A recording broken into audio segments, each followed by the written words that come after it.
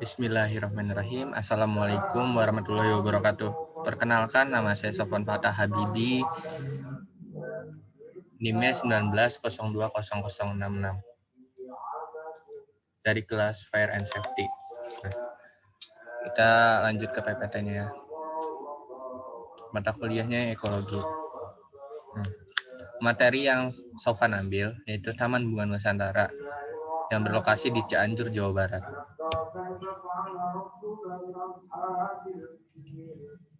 Kita tonton dulu videonya.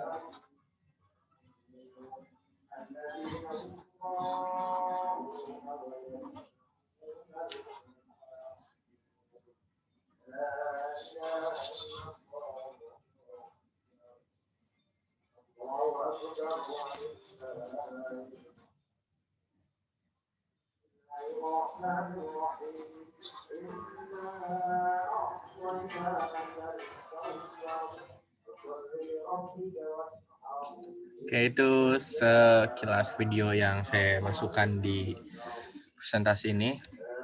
Selanjutnya, ekosistem yang ada di sana itu dibuat oleh manusia karena ekosistem yang diciptakan manusia untuk memenuhi kebutuhannya. Letak geografis Taman Bunga Nusantara Cianjur itu seperti ini. Ini diambil dari Google Earth. Taman Bunga Nusantara terletak di ketinggian 750 meter di atas permukaan laut. Dengan suhu rata-rata 200 Celcius sampai 260 Celcius.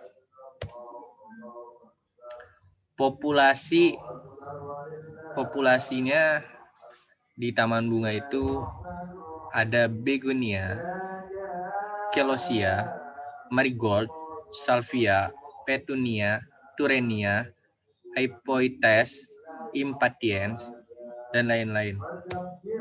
Lanjutnya lagi, jenis tanaman genusnya ada dianthus, dahlia, gerbera, geranium, impatiens, olererana, chisianthus, nicotiana, monalvender, ornamental pepper, petunia, pilok, pentas, pinca, verbena. Manfaatnya, yang pertama persediaan tanaman herbal. Contohnya, bunga gardenia kaca piring yang dapat dimanfaatkan sebagai obat diabetes. Bunga soka yang sering digunakan sebagai painkiller atau obat penghilang sakit. Bunga sepatu yang mampu mengobati penyakit bronkitis. Yang kedua, sebagai bahan penelitian. Kenapa bisa disebut sebagai bahan penelitian? Karena di sana banyak tanaman-tanaman yang bisa diteliti lagi untuk fungsi lebih lanjutnya lagi. Yang ketiga, penghijauan bumi. Kenapa bisa disebut penghijauan bumi? Karena semakin banyak tanaman, semakin hijau bumi. Yang keempat, udara lebih bersih. Semakin hijau bumi, semakin banyak tanaman, udara pun semakin segar, makin lebih bersih karena terfiltrasi oleh tanaman tersebut. Yang kelima, tempat relaksasi. Kenapa disebut tempat relaksasi? Karena memberikan kesan yang rileks banget. Karena kita melihat tanaman tuh biasanya lebih rileks. Yang keenam, sarana rekreasi. Sudah jelas, Taman Bunga Nusantara sebagai tempat rekreasi. Karena bisa sambil belajar, memberitahu kepada anak-anak atau siswa-siswa bahwa bunga atau tanaman ini banyak jenisnya. Kita bisa rekreasi di sana, santai, bacakan, makan bersama di tempat taman bunga. Yang ketujuh, tempat bersantai. Seperti yang tadi saya ucapkan. Di sana bisa jadi tempat bersantai karena tempatnya yang begitu luas, pemandangannya yang indah, bisa menjadi tempat bersantai. Yang ke-8, menjaga ekosistem sekitar. Menjaga ekosistem sekitar itu kita menanam tanaman untuk memulihkan bumi yang banyak polusinya. Yang ke-9 ini, menjaga berbagai jenis tanaman bunga. Kenapa bisa dibilang menjaga? Karena kita menanam kembali bunga-bunga untuk menjaga kelestariannya. Seperti bunga bangkai yang jarang ditemui di wilayah sekitar. Di sana ada.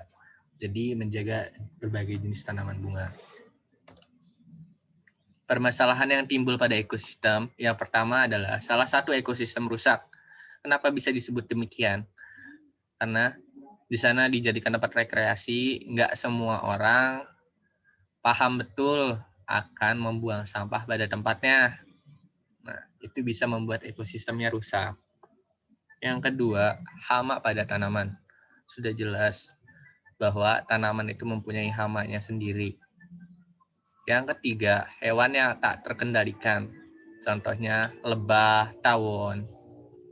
Di sana banyak tanaman yang bisa diambil sarinya untuk jadi bahan pangan buat lebah tersebut dan tawon. Sumbernya yang saya ambil ada 4. Sumbernya sebagai berikut. Terima kasih. Sudah itu saja yang dapat saya sampaikan. Kurang lebihnya saya mohon maaf. Wassalamualaikum warahmatullahi wabarakatuh.